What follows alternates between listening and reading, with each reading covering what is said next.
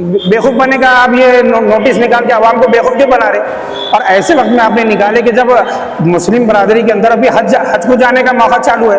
अब ये दुनिया का सबसे सुपर फास्ट डेवलपर है, इनको तो यूरोप वगैरह में ले जाना चाहिए। इनकी यहाँ जरूरत नहीं है, यूरोप की सब जरूरत है, इनको गल्फ ले जाना चाहिए।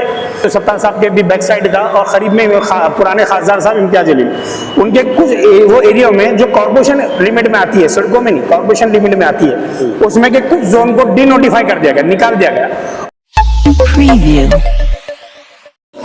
राशिद सिद्दीकी साहब, जो ये औरंगाबाद डेवलपमेंट प्लान जो चालू है, उस पे आपने धार्मिक स्थलों को लेकर एक बार ऑब्जेक्शन डाला था, पर अभी जो डीबी प्लान का चल रहा है, जो हेयरिंग हो रही है, उस पर आपने कुछ स्टडी किए बता रहे थे, वो क्या मामला हुआ है और गवर्नमेंट उसमें कहाँ पर कमजोर साबित हो रही है या फिर गलत फैसले कर रही है? ला हौला वला कुव्वता इल्ला बिल्लाहिल अज़ीम।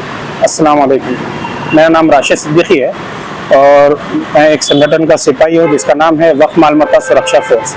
उसके माध्यम से मैंने एक वक्फ एक्टिविस्ट होने के नाते औरंगाबाद शहर के 375 मुस्लिम धार्मिक स्थल जो न्यू डेवलपमेंट प्लान के अंदर डी नोटिफाई किया गया, मिसयूज किया गया, और जो के रोड वाइंडिंग के नाम पर जो मसाजिदों को, दरगाह को, कब्रस्तान और आशिखाने को डिमोलिश करने की जो आगे प्लानिंग वगैरह है एज ए डीपी प्लान, उस पर हमारा ऑब्जेक्शन था कि क्या प्रोग्रामिंग के तहत आप उसको सरका सकते हैं, कौन सी जगह पे आपको प्रॉब्लम नहीं होने के बाद भी आपने मस्जिद, दरगाह, कब्रस्तान वगैरह नहीं दिखाए।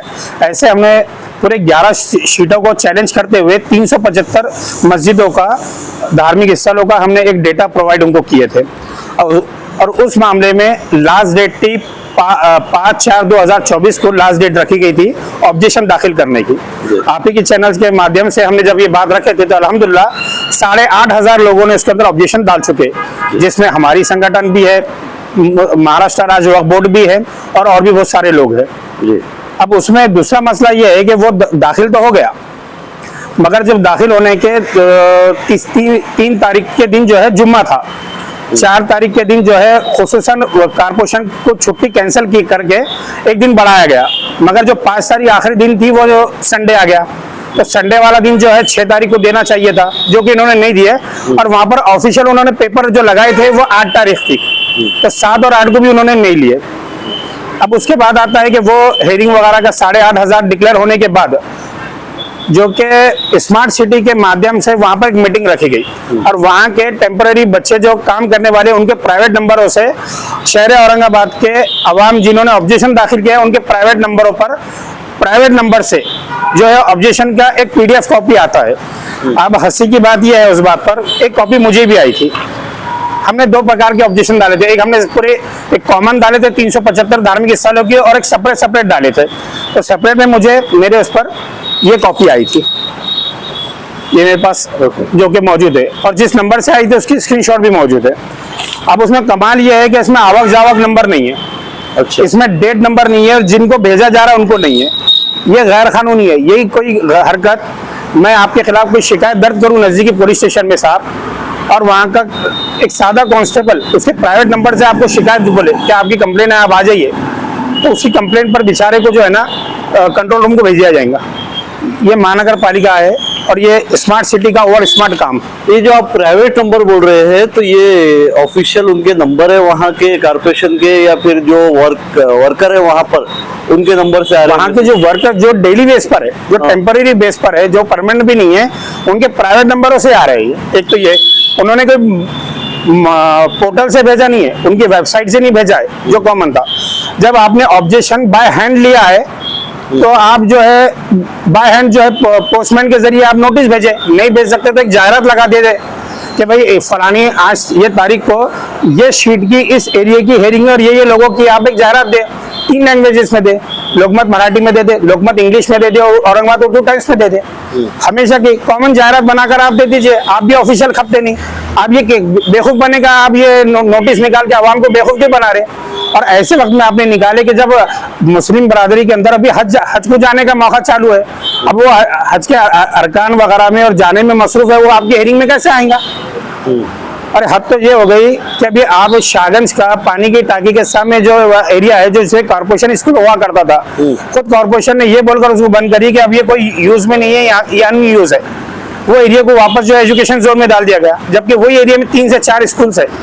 उसी के बाजू में हिंदी भवन है, उसी के बाजू में जो है जाकिर हुसैन है, जो स्कूल और कॉलेज वगैरह भी है, सब है। और नए प्लान के अंदर फिर उसको एजुकेशन जोन बता दिए, जबकि वो एजुकेशन जोन है क्या, बाजू में इतनी बड़ी मंडी है, उसी को लग के दारू की दुकान है। हाँ, नशा मुक्ति के नाम पर यहाँ पे बेवकूफ बनाया जा रहा है। वो नशा मुक्ति तो छूट रहा नहीं, दारू की दुकान नहीं बन रही, और वहाँ के गरीब आवाम से रेवेन्यू बराबर जनरेट किया जा रहा है, और जो है डीपी प्लान के नाम पे बेवकूफ बना रखा है। क्या एजुकेशन जोन है वो, दारू की दुकान है, फलाना है, यहाँ पर सब कुछ है, 4 स्कूल है, वो फिल जा रहे। राशिद भाई, आपकी ये बातें जितनी भी आप बता रहे इलीगल एक्टिविटीज हो रही है कारपोरेशन की तरफ से, तो ये चीजें अगर देखें तो फिर हमारा शहर डेवलप कैसा होगा? साहब, हम डेवलपमेंट के खिलाफ नहीं है, कुछ तो सख्त कदम उठाने पड़ेंगे ना गवर्नमेंट को। वही कह रहा हूँ। देखिए, हम किसी भी कम्युनिटी के या किसी भी गवर्नमेंट डिपार्टमेंट के खिलाफ बात नहीं कर रहे, हम अवेयरनेस की बात कर रहे हैं। अवेयरनेस इस बात पे कर रहे हैं कि ये जो स्मार्ट सिटी के अंदर और स्मार्ट अधिकारी आके बैठे हुए, अब ये हमारा ऑब्जेक्शन श्रीकांत देशमुख के खिलाफ है। उन्होंने जो प्लान बनाए हैं, हमारा उनसे पर्सनल तो कोई चाहिए नहीं, मगर जो आदमी रजा खान साहब का प्लान ये बोलकर छीनते हैं कि आपने 2.5 साल में भी मुकम्मल नहीं किए, 2.5 साल में मुकम्मल नहीं किए, इस वजह से लेकर एक नए ऑफिसर का अपॉइंटमेंट करते हैं, और अपॉइंट होने के बाद 2 महीने के बाद उन्होंने 4 महीने में पूरा शहर का डेवलप प्लान बना लेते हैं। 4 महीने यानी 6 महीने मुकम्मल, 2 महीने उनके जोड़ने के, 4 महीने ये तैयार करने के, 6ठे महीने में उन्होंने दाखिल कर दिए, ये प्लान हो गया। 2 महीने का ऑब्जेक्शन का पीरियड दे दिए, 8 महीने गुजर गए, 9वें महीने में हम ये चढ़ रहा है। कितनी बेवकूफ बनाया जा रहा है कि वो प्लान को हाई कोर्ट से सुप्रीम कोर्ट चला गया, अब सुप्रीम कोर्ट से वापस हाई कोर्ट को डायरेक्शन किया गया। जो न्याय प्रवेश है, जो कि अभी मैटर हाल ही में सुप्रीम कोर्ट और हाई कोर्ट के ज़ेरे निगरानी में, उसमें आप हेयरिंग ले रहे, बेवकूफ बना रहे हैं अब आवाम को। कितने बेवकूफी की हरकत है ये। अब मैं इससे हटकर नहीं बात बोलता हूँ, चलो हेयरिंग हो गई, मैं हेयरिंग में मैं खुद एडमिट था, वहां पे अधिकारी थे, उसमें श्रीकांत देशमुख साहब बैठे हुए नहीं थे, कोई भी हेयरिंग में नहीं थे। जितने हेयरिंग में मैंने अटेंड करा, वहाँ कैमरा भी लगा हुआ था, उनका ऑफिशियल कैमरा था, लोग थे, सब थे।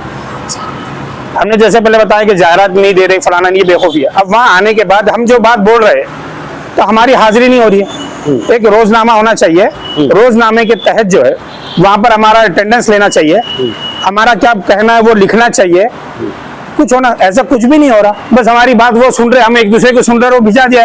1 मिनट 2 मिनट में तो आदमी बदल जा रहा, 25 जने 50 जने 15-20 मिनट आधे घंटे में तो फारिग हो जा रहे। इतना सुपरफास्ट, यानी दुनिया का सबसे दिखावे के तौर पे ये हेयरिंग ली जा रही है। ये मुझे तो एक तरीके की साजिश नजर आती है। ये तो श्रीकांत देशमुख साहब को जो इस्तेमाल किया जा रहा है उनके नाम का, ये दुनिया का सबसे सुपरफास्ट डेवलपर है।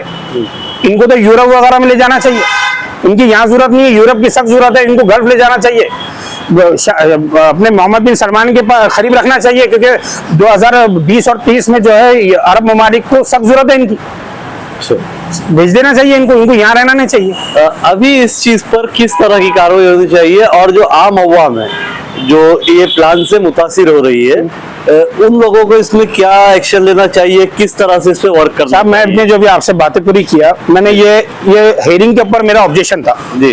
इस हेयरिंग के ताल्लुक से मैंने ये कहा कि आप जो जिस तरीके से नोटिस वगैरह देके बुला रहे हैं, ये गैर कानूनी है। मैंने इनको सबसे पहले वहाँ बैहन दिया, उन्होंने नहीं लिए। मैंने वहाँ इन्वर्ट करने के लिए गया, उन्होंने मेरा इन्वर्ट भी नहीं लिए।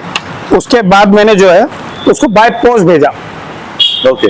हाँ, ये पोस्ट मेरे को वापस आया, उन्होंने नहीं लेने का। मेरे पास तो कोर्ट जाने का रास्ता खुल गया। मैं हेयरिंग के भी खिलाफ कोर्ट जाऊंगा और डीपी प्लान के खिलाफ भी कोर्ट जाऊंगा। इस डीपी प्लान के मेरे पास 2 मैटर्स इनके ताल्लुक से खिलाफ हो चुके। अब एक नई चीज, जो पुराना डेवलपमेंट प्लान था, जो 1980 वगैरह वाला जो आज तक चल रहा है, उसके अंदर थोड़ा, उसमें से बहुत सारे वो जोन्स जो अनयूज हो चुके, तो खुद कारपोरेशन ने उसकी एक लिस्ट जारी करी थी आज से लॉकडाउन के बाद में, जब गुंटेवारी शुरू हुई थी अस्सी कुमार पांडे साहब के परेड में। अस्सी कुमार पांडे साहब ने जब उस वक्त बहुत सारी वो प्रॉपर्टी जिसकी गुंटेवारी करना था, मगर वो वक्फ लैंड में आती थी, तो उस वक्त अनीस शेख साहब सीईओ थे। अनीस शेख साहब से पूछा गया कि हम ये एरिया में गुंटेवारी करना चाहते हैं, आप उनको एनओसी देंगे क्या? उस वक्त पूरे महाराष्ट्र को अनीस साहब ने एक नोटिफिकेशन जारी करे थे कि वक्फ प्रॉपर्टी पे किसी ने भी गुंटेवारी नहीं करना, ना करना ना कराना। ओके, उस वक्त एक लिस्ट जारी हुई थी कि कौन कौन से एरिया को जोन है, जिसमें से मैं मिसाल देता हूँ महमूदपुरा। फातिमा रफीक ज़करिया साहब मैडम के बंगले के पीछे, फौजिया खान मैडम साहिबा के सामने की, और मिनिस्टर अब्दुल सत्तार साहब के भी बैक साइड का, और करीब में पुराने खासदार साहब इम्तियाज जलील, उनके कुछ वो एरिया में जो कॉर्पोरेशन लिमिट में आती है, सड़कों में नहीं, कॉर्पोरेशन लिमिट में आती है, उसमें के कुछ जोन को डिनोटिफाई कर दिया गया, निकाल दिया गया। उसी की लिस्ट पर मैंने खुद ने वहां पे कई 100 गुंटेवारी करके दिया, नए प्लान में फिर एक नया जोन आ गया। तो फिर आप क्या, गरीब से गरीब आदमी ने 60-65 हजार से लेकर 13-13 लाख रुपए तक मैंने गुंटेवारी के पैसे पब्लिक के ले जाके भरा, मैंने सर्टिफिकेट ले जाके दिया कि आपका ये घर अब लीगल हो गया। फिर एक नया जोन आ गया, फिर एक करना। कारपोरेशन किसको बेवकूफ बना दिया और क्या कर रही। 2020 के बाद से, लॉकडाउन के बाद से आज तक तो कॉर्पोरेशन इलेक्शन नहीं हुआ, कॉर्पोरेटर्स नहीं है, मेयर नहीं है, मंत्री मंडल नहीं है, आपकी नहीं है, प्लान डिसाइड कर रहा कौन, और ये थोपड़ा कौन, ये तानाशाही चला रहा कौन बैकग्राउंड में, और कितना बेवकूफ बना रहे। लाखों करोड़ों अरबों रुपए तो आपने शहर से वसूल लिए, फिर बेवकूफ बना रहे आप। तो ये शहर ने हर वक्त क्या बेवकूफी बनना, ये स्मार्ट सिटी के नाम पे और स्मार्ट जो काम किया जा रहा, तो ये तो हद हो गई। तो हम ये दोनों मैटर्स को लेके इंशाअल्लाह बहुत जल्द मैं हाईकोर्ट जाने वाला हूँ।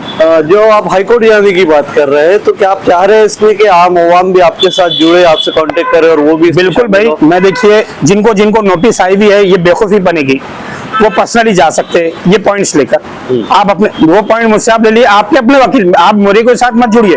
आप ऐसा ना समझिए कि मैं चंदा धंधा करने के लिए यहाँ पे आया हूँ, एक नया धंधा करने के लिए आया हूँ, ऐसा कुछ नहीं है। आपका अपना मकान है, आपकी दुकान है, आपकी मिल्कियत है। मैं संगठन के तहत मैं धार्मिक स्थल बचाने के लिए आया हूँ। मैं किसी से कोई 1 रुपए की आस नहीं रखता हूँ, ना मैं मदद की अपील करता हूँ, मगर आपको अपना हक छीन कर लेना होगा। ये शहर जिसमें आप और हम जीते सांस लेते, या हक मांगने से नहीं मिलता, छीनने से मिलता। तो मेरी अपील शहर औरंगाबाद से यही है कि जिन जिन को नोटिस आई है, जिन लोगों ने ऑब्जेक्शन दाखिल किए है, जल्द से जल्द श्रीकांत देशमुख के इस प्लान के खिलाफ corporation court, district court, high court, जहाँ भी आपका वकील कहता है कि वहां जाना चाहिए, बिल्कुल जाइए, और उनको उनकी औकात दिखाइए कि हम शहर औरंगाबाद, हम अपने शहर का विकास चाहते हैं, ना कि कबाड़ा चाहते। राशिद भाई, इसमें एक और सवाल था आपसे, आखिरी सवाल था मेरा। क्या इसमें जरूरत है हमारे शहर के पॉलिटिशियंस को इन्वॉल्व होने की? नहीं साहब, मैं नहीं, बड़े माफी के साथ मैंने शुरुआत में भी कहा था जी कि इसको वोट बैंक ना बनाए, चाहे वो धार्मिक स्थल वाला मामला हो या किसी के घर का दुकान का मामला हो, उसकी फीलिंग जुड़ी हुई है, उसके घर की रोजी रोटी जुड़ी हुई है, उससे सियासत ना जुड़ा तो बेहतर है। क्योंकि होगा क्या कि अब अक्टूबर-नवंबर में एमएलए इलेक्शन है, तो एक हम हमारे लीडरों को फिर एक चांस दे रहे हैं हमारी इज्जत और आबरू छानने की। इलेक्शन लिहाज बन जाएगा, बिल्कुल इलेक्शन मुद्दा बन जाएगा इसको, और फिर किसी ना किसी पार्टी की नजर से देखा जाएगा, और फिर वो वार्ड को और उसको तरक्की नहीं। पर राशिद भाई, ये भी तो जरूरी है ना, ये इतना बड़ा प्लान, जितने आप अगर ये चीजें बता रहे हैं, अगर ये सही है तो ये चीज दब जा रही है, उतनी ऊपर नहीं आ रही है ना, इसको हाईलाइट कर दी। उसी पॉलिटिकल चेहरे को बोले कि आप आवाम के साथ, आवाम का हिस्सा बने और आवाम को आगे करे, खुद आगे ना हो। भाई लीडर को आगे करके आवाम को पीछे करके सियासी मुद्दा ना बनाए, आवाम को आगे करे और तुम पीछे खड़े रहे हमारे। आप हमारे कपड़े संभालो साहब, मेहरबानी करके।